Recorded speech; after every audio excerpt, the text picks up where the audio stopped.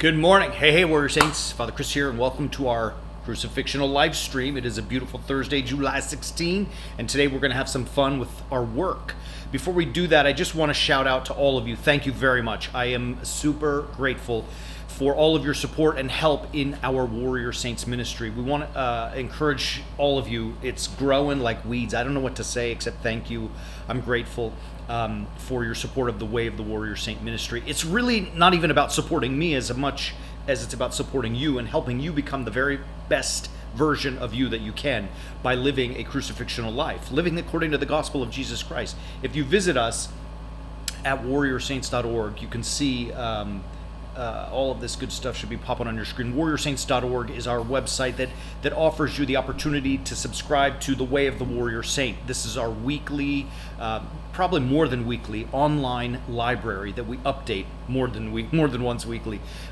It's a teaching ministry to help us become the best that we can by helping us live crucifixional lives. And we're going to see that today in our brief discussion of 1 Corinthians chapter 3. One of the things that we're offering right now is a series called Conquering the Divide, because we all feel it. The anger, the hate, the animosity, the strife that is ripping our country apart at the seams.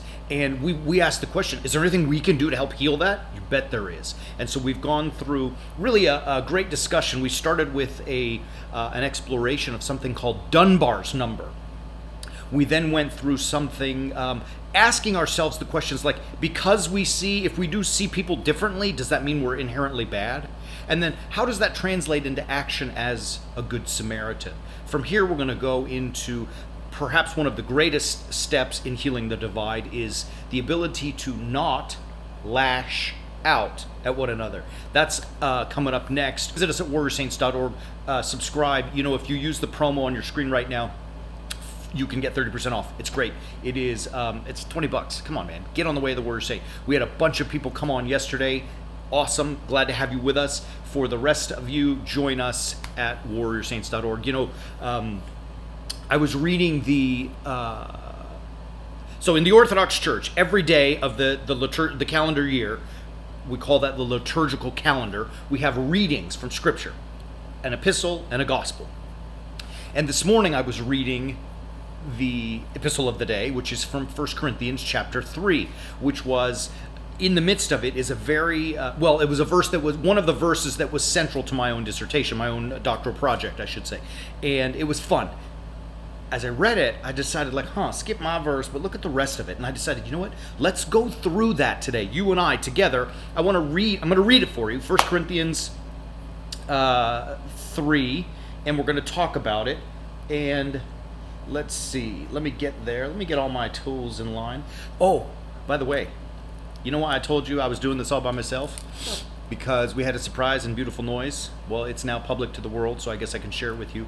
The reason that I'm alone is because our fellow warrior saint Greg and his beautiful bride had their first child. She is beautiful, precious Eleanor. We love her. We're glad to have her in the world with us. And so Greg's having more fun than I am playing with that beautiful little lady. We FaceTimed with them last night. She's awesome. Beautiful. It's so great. Anyways, that being said, for your sake, I apologize because now you have to deal with just me and my technological pseudo-savviness. That being said, I think I'm ready. So let's get after it. Let's see. Let me find the text. All right, so if you have a Bible, someday as I get more technologically savvy, I'm going to be able to put it on the screen for you, but today ain't that day. So if you have a Bible and you want to follow along, great. If not, just listen. This is St. Paul's first epistle to the Corinthians, chapter 3, and he begins, Brethren, I could not address you as spiritual men, as men of the flesh. Sorry, let me start over. Chapter 3, verse 1, I misread it. Brethren, I could not address you as spiritual men, but as men of the flesh, as babes in Christ. I fed you with milk, not with solid food, for you were not ready for it.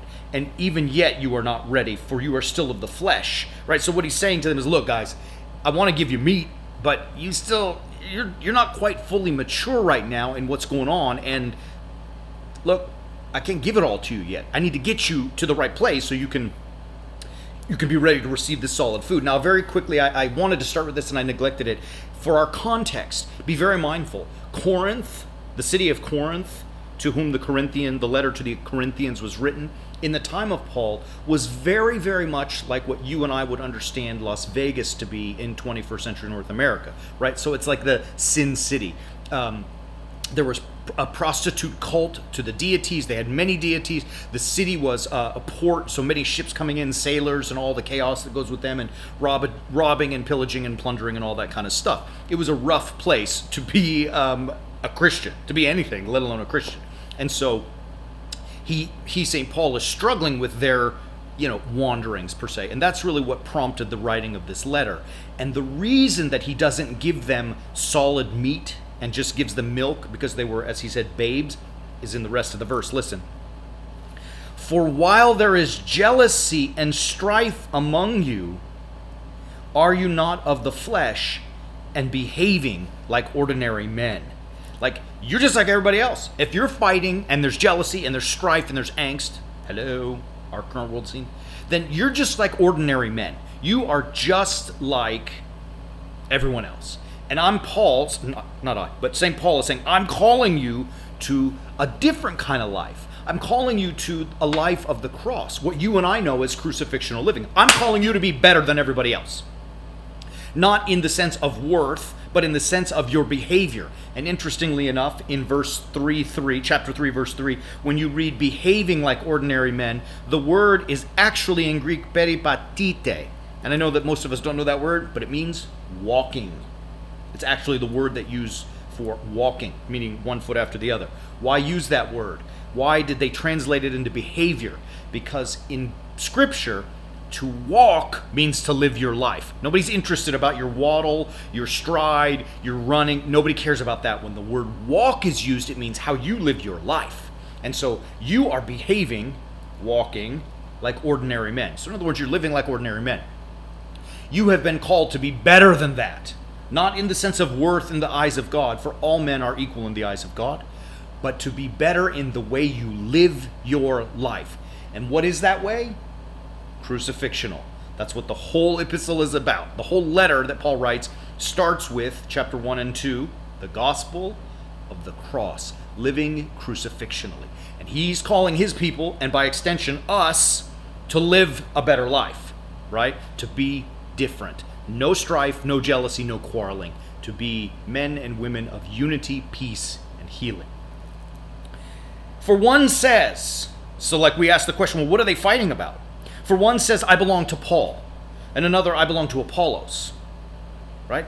Are you not merely men then? So what does that mean? St. Paul was preaching the gospel, and so was this other guy named Apollos, and they were taking sides. Well, I'm with him. No, I'm with him, and I'm with him, and I'm with him. And they've built camps, right? I mean, have we not built camps in our world? Look, forget just picking on the political scene with all of the COVID and the economic and the race issues. In the church, do we not do that? I mean, do not some of us say, I follow this particular priest guru, or I follow this particular priest? I mean, do we not do that kind of stuff? I mean, right? All right. So the challenge that he's saying is, look, you are dividing yourself by picking sides. It's amazing how pertinent this is, written, almost 2,000 years ago, is to us today. What is Apollos? What is Paul? Servants through whom you believed and the Lord assigned to each. I planted, Apollos watered, but God gave the growth. So Paul is saying, look, we're nothing, man. We're just dudes who teach in the gospel. You don't want to pick my side. You don't want to pick his side. It's the gospel. I planted the seed. Apollos came after me and added some water and gave it growth. And added some water, but God gave it growth. God's the one whose side you want to be on, right? If Paul led you to him, or Apollos led you to him, or Father Chris led you to him, great, no value. Absolutely no value. It is God that matters. He gave the growth. Get on board with God, right? So neither he who plants nor he who waters is anything, but only God who gives the growth. He who plants and he who waters are equal, and each will receive his wages according to his labor, for we are God's fellow workers. You are God's field, God's building. Now here's the fun part. This is what I wanted to get us to today. According to the grace of God given to me, meaning Paul, so we each have our gifts and our skills, and he gave me to do this, and he gave you to do that. My gift is, like a skilled master builder, I laid a foundation, and another man is building upon it. Let each man take care how he builds upon it. So I laid a foundation. We're going to see what that is in just a moment. And other people are building on top of it. How do they build? What fruit do they produce from this building? We're about to find out, right? For no other foundation can anyone lay than that which is laid. So the foundation's first and it's laid. You can't pull it up. You know that. You build a house, what? You add the foundation second, third? Or you decide halfway through the framing you want to change the foundation? It's laid, it's done. It's the first step, and it's in for good. If you lay the foundation, it's the slab, it's set in stone. And the foundation which Paul has laid is Jesus Christ. Now, if anyone builds on the foundation, hear this, with gold, silver, precious stones, wood, hay, straw, each man's work will become manifest. Like, if you are building a home and you are the plumber, someday your work is going to become manifest when your pipes break or have clogs or stay clog free.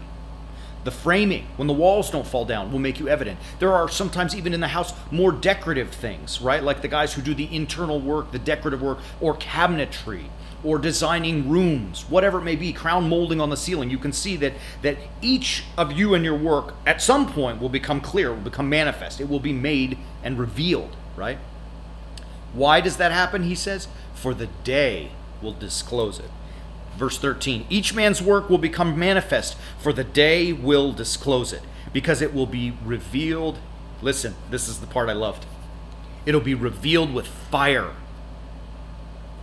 and the fire will test what sort of work each one has done. If the work which any man has built on the foundation survives, he will receive a reward, right? So, pretty powerful statement for us. Look at it like this. Do you know how gold is processed? Gold is, when it's dug out of the earth, is not necessarily a pure metal, right? Excuse me. What they do is put it in fire, and you've seen it. They boil it. And what happens is that something called dross, or you may hear it as dross, it's the impurities. As the gold gets hot and becomes in liquid form, all the impurities, the dirty, filthy parts of the mineral, rise to the surface of this boiling pot, or however they're boiling. And they take a scoop, I'm being crass, but you get the idea. They take a scoop and take all of the impurities off. And so that when the gold cools that's in this fire, it becomes pure. Or at least purer, right? You understand most of the impurities have been taken out. This is the metaphor that he uses. Have you built with gold, or have you built with straw? Like when the fire comes, we're going to talk about that in just one moment. When the fire comes, we're going to see what kind of work you did, right? Did you do good work? I mean, some of the impurities will come off, but we'll see this gold will be shiny and beautiful and precious. Did you build with straw? Did you really not give a great effort? Did you not do the right things? Did you not walk according to this new life that Paul has called us? It'll be burned up, right? The fire is that which proves whether your work that decorates this home is gold or straw that blew away with the wind. Do you see it? So in the fire, that's why I always say to you, lions are born in the fire. The fire is the unmasker, if I can make up a word. The fire is that which reveals. We can see what kind of work we did when the fire comes, because it will withstand or it will not.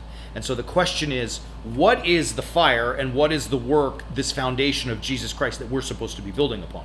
I would say this, to put it in palatable terms for you and I. The fire, come on, man. Look, go outside. As soon as we're done with this live stream, just go outside.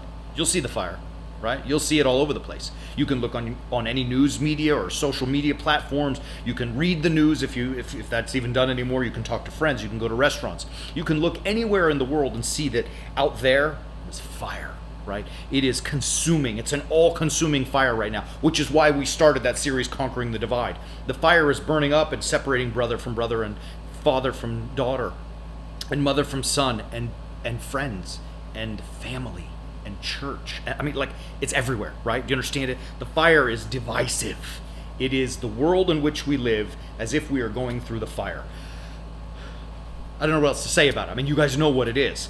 And the point of it is, when you get into that fire, or the point I want to make to us, when you get into that fire, when you engage in the world that you have to, because we live in it, will your work be burnt up or will it bear fruit? That is the question. And I think it's important for us to see that, look, when we go out there and in the world and we engage with other human beings and we talk to other people and just live our lives in the normal day-to-day, whatever I guess that means anymore, how that happens, how does that happen is kind of like the fire that will reveal whether we are made from gold or made from straw, right? Do you understand it? It is, sorry, let me go back. That's not fair to say. It will reveal whether the way we are living our lives is from gold or from straw, right? Everyone is of worth. Every one of you is a diamond, right? And it's a gem that is precious, at least to God. So that's why I misspoke. The way we are living, the way we are walking, is it golden or is it just straw that will be burnt up?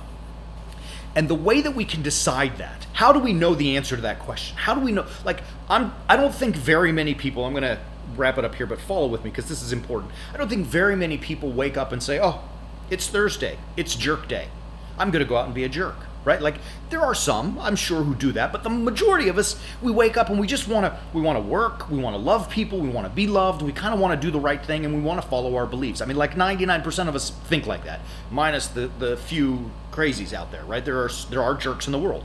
The rest of us just want to be normal people. So I don't think we wake up saying that's how I want to live my life. I think we want and believe that we live our lives correctly. So if everybody, or at least the majority, is thinking like that, and there's a clash and there's a difference, what's the reference? What is the measuring stick to say, hey, Father Chris, what you are doing is right or wrong? What is the reference, the measuring stick that says what you are doing, the way you are walking, is right or wrong? And for us, as warrior saints, that measuring stick is pretty simple. It is the gospel of Jesus Christ, i.e., the gospel of the cross. It is to say that is my life mimicking, imitating what Christ has called me to? Gold. Is my life mimicking and imitating what I want? Straw, gonna burn up, right? And this is what St. Paul is telling us. Listen to these words. I'm gonna read it really quick, and then I'll just kind of bring it all back around together, maybe give us some ideas on how to go forward, and then we can break until tomorrow. But listen. Do you not know that you are, this is chapter 3, 1 Corinthians 3, verse 16. Do you not know that you are God's temple and that God's Spirit dwells in you? If anyone destroys God's temple, God will destroy him, for God's temple is holy, and that temple you are. Let no one deceive himself. If anyone among you thinks that he is wise in this age, let him become a fool, that he may become wise. For the wisdom of the world is folly, right? Folly in Greek is moria, and that's where we get the word moronic from. Moria, it means foolishness. It is against wisdom, right? So in other words, you're either wise or you're foolish. You either act wisely or you act with folly, i.e. moronicness, right? Do you understand? So the wisdom of the world is folly, foolishness, craziness, moronic to God. For it is written, he catches the wise in their craftiness. So let no one boast of men, for all things are yours. Whether Paul or Apollos, Cephas or the world or death or the present or the future, or all are yours, and you are Christ's, and Christ is God's. The measuring stick, the gospel of the cross, to live a crucifixional life is to follow Jesus, right? It is against what the world is telling us. This is St. Paul's message. Hey guys, the world is telling you, be selfish, be self-centered, maintain your own ego, maintain your own, uplift your own spirit, go get some for yourself. These are the things that you should do. You should take care of you, looking out for number one. But what Paul is telling us, that's the way of the world. Actually, he says, that's foolishness. That is building upon the foundation of Jesus Christ with straw. And when the fire comes, it will burn it all up. And let me ask you, I mean, if you think about it and are honest, when you look out there outside and see all of the pain and the discomfort and the hate and the fear that's going on in our world, because people are thinking about themselves first and are propping themselves up, is it really working? Is the way of the world not actually the straw that is burnt up, the hay that is burnt up in the fire that is our world? I would dare say yes, absolutely. So instead, what looks like wisdom in the world is actually to God, it's foolishness. It's moronic. It doesn't make any sense. It doesn't work. But the way of the cross, the way of Christ, that is what works.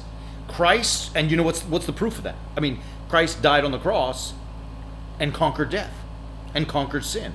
And as a sign to reveal that, to sediment that, 3 days later he was raised from the dead. Do you understand? So like the world says prop up yourself. Jesus did the opposite. And the world mocked Jesus, and yet what happened?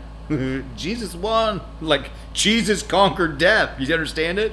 The world's way, the world who was mocking Jesus, saying that he's foolish, he's moronic, they're a mess. It's hay in the fire.